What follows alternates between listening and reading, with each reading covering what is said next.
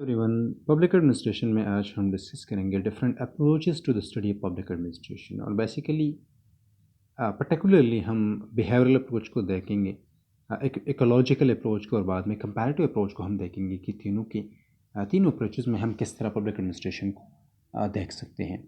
Behavioural approach में basically the behavioral approach to the study of public administration focuses on the actual behavior of individuals and groups in the real organization। सबसे पहली बात यह है कि behavioural approach में हम अप्रोचेस बिहेवियर की बात करते हैं कि एक्चुअल रिलेशनशिप जो है, इंडिविजुअल बिहेवियर जो है किस तरह असरअंदाज होता है या ग्रुप बिहेवियर जो है किस तरह असरअंदाज होते हैं ऑर्गेनाइजेशंस में, ऑर्गेनाइजेशनल स्ट्रक्चर्स में या ऑर्गेनाइजेशनल प्रोसेसेस में।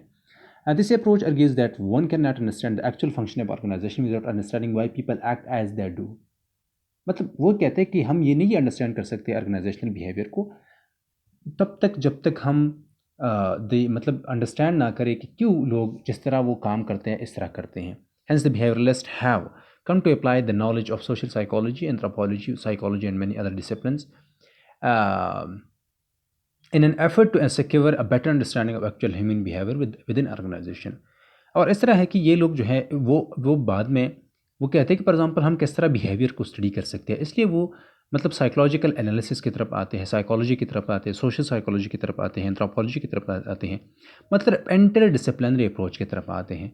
The main aim of this approach is to establish a body of knowledge that facilitates understanding, explaining and prediction of human behaviour administrative situation. मतलब इनका पर्टिकुलर एम यह होता था या है कि ये कहते हैं कि किस तरह हम फैसिलिटेट कर सकते हैं कि हम अंडरस्टैंड करें चीज़ों को, एक्सप्लेन करें चीज़ों को, प्रेडिक्ट करें चीज़ों को, या प्रेडिक्ट करें, एक्सप्लेन करें, अंडरस्टैंड करें ह्यूमन बिहेवियर को। इसके साथ यह है कि अर्लियर अप्रोच में अर्लियर अप्रोच की कंट्रास्ट में बिहेवियरल अप्रोच जो है इसका फोकस जो है मेथडोलॉजिकल प्रॉब्लम्स पर है। वो बेसिकली सर्वे एनालिसिस की तरफ जाते हैं ऑर्गेनाइजेशनल रियलिटी को अंडरस्टैंड करने के लिए और is concern with the human aspects of administration and decision making. वो बेसिकली ना सिर्फ ये कि ये मतलब सर्वे एनालिसिस की तरफ जाते हैं, बल्कि वो सर्वे एनालिसिस की बुनियाद पर मतलब एनालाइज करना चाहते हैं ह्यूमन एस्पेक्ट्स ऑफ एडमिनिस्ट्रेशन को या ह्यूमन एस्पेक्ट्स ऑफ ऑर्गेनाइजेशन को या डिसीजन मेकिंग को। It attempts to build descriptive and analytical generalisation about organisations and administration. Basically survey analysis की बुनियाद पर डिफरेंट इंटरव्यूज़ की बुनियाद पर, डिफरेंट क्वेश्चनर्स की बुनियाद पर, क्वान्टिटेटिव डेटा कलेक्शन की बुनियाद पर वो बेसिकली डिस्क्रिप्टिव एनालिसिस करते हैं, एनालिटिकल जनरलाइजेशन की तरफ ये बेसिकली जाते हैं एडमिनिस्ट्रेशन के बारे में या एडमिनिस्ट्रेशन के बारे में। और इसके साथ साथ one of its normative assumption is that organisations and behaviour of those who work in them, मतलब वो बेसिकली कहते हैं कि is that it is possible to build an administrative science through careful research on organization and behavior। मतलब वो कहते हैं कि एडमिनिस्ट्रेटिव साइंस को हम बिल्ड कर सकते हैं अगर हम ऑर्गेनाइजेशंस को स्टडी करें या ह्यूमन बिहेवियर को स्टडी करें। हर्बर्ट सैमन जो है बेसिकली वो और रॉबर्ट दाल जो है एमंग द पायनियर्स थे जिन्होंने पब्लिक एडमिनिस्ट्रेशन में बिहेवियरल अप्रोच का आगाज़ किया। इसके बाद हमारे साथ इकोलॉजिकल अप्रोच में हम बेसिकली उनके ख्याल में ये है कि हम पब्लिक एडमिनिस्ट्रेशन को सेपरेट नहीं कर सकते, ब्यूरोक्रेसी को हम सेपरेट नहीं कर सकते सोशल इंस्टीट्यूशन से। फॉर एग्ज़ाम्पल क्योंकि सोशल इंस्टीट्यूशंस के साथ एडमिनिस्ट्रेशन का एक कंटिन्यूस इंटरेक्शन होता है। फॉर एग्ज़ाम्पल ये सोशल इंस्टीट्यूशन में हम इकोनॉमिक सिस्टम को देखते हैं, पॉलिटिकल सिस्टम को देखते हैं, सोशल कल्चरल सब सिस्टम्स को हम देखते हैं सोसाइटी में। और बेसिकली ना सिर्फ ये कि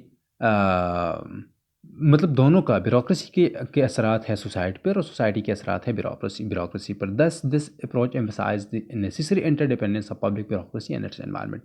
और बेसिकली इसलिए वो कहते हैं कि दोनों का एक इंटरडिपेंडेंस है सोसाइटी में, सोसाइटी के असरात है ब्यूरोक्रेसी पर और पब्लिक ब्यूरोक्रेसी के असरात हैं सोसाइटी पर।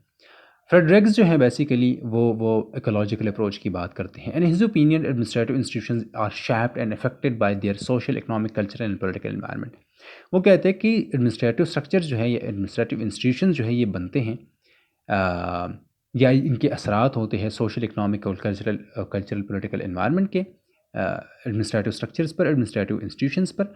और वो कहते हैं कि ज़रूरी ये है कि for example the fact that in order to understand better the real nature of operation and behavior of a particular administrative system, one should identify and understand deeply the various environmental factors influencing it।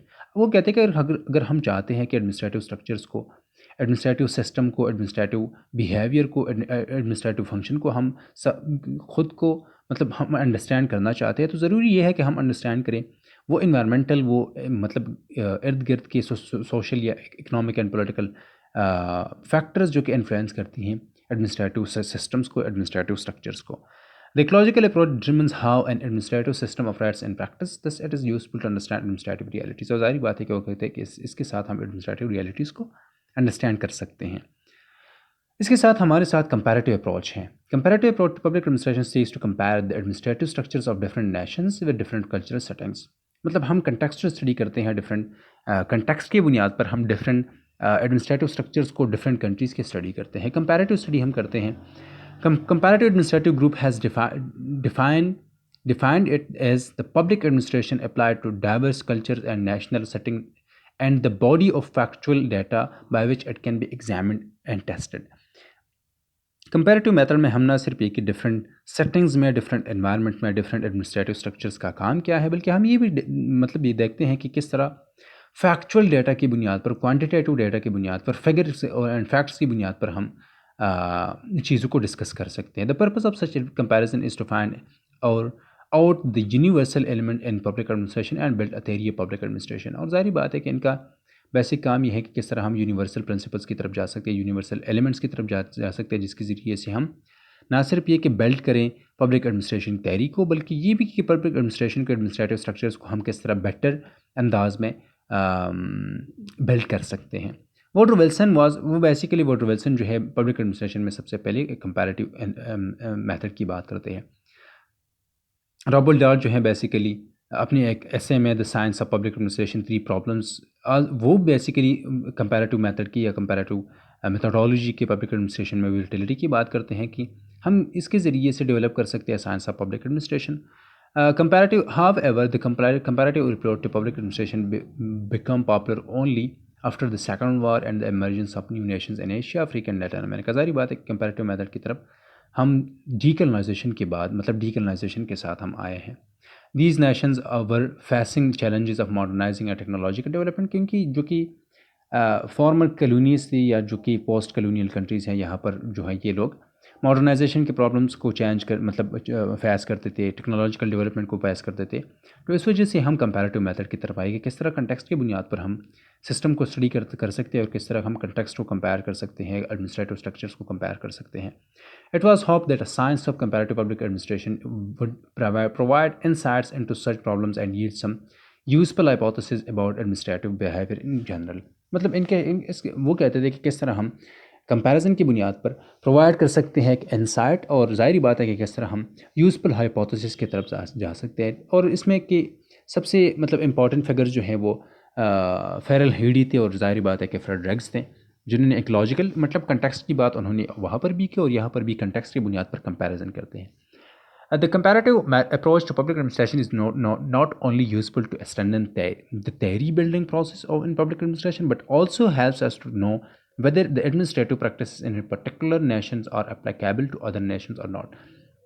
Comparative method की बुनियाद पर हम सिर्फ ना ये देख सकते हैं कि हम एक एडमिनिस्ट्रेटिव थ्योरी की तरफ जाएं, एक यूनिवर्सली एप्लीकेबल यूनिवर्सली थ्योरीज़ की तरफ जाएं, लेकिन हम ये भी देखते हैं कि क्या एक पर्टिकुलर एडमिनिस्ट्रेटिव स्ट्रक्चर्स, एक पर्टिकुलर एडमिनिस्ट्रेटिव प्रिंसिपल्स जो है ये एप्लीकेबल है यूनिवर्सल या वैलिड है यूनिवर्सल, ये भी हम देखते हैं. On the basis of this the applicability of the administrative models can be judged and practiced in other political systems. ज़ाहिर बात है कि इस बुनियाद पर हम ये कह सकते हैं कि या तो एक पर्टिकुलर ऑर्गेनाइजेशन जो है एप्लीकेबल है या नहीं है.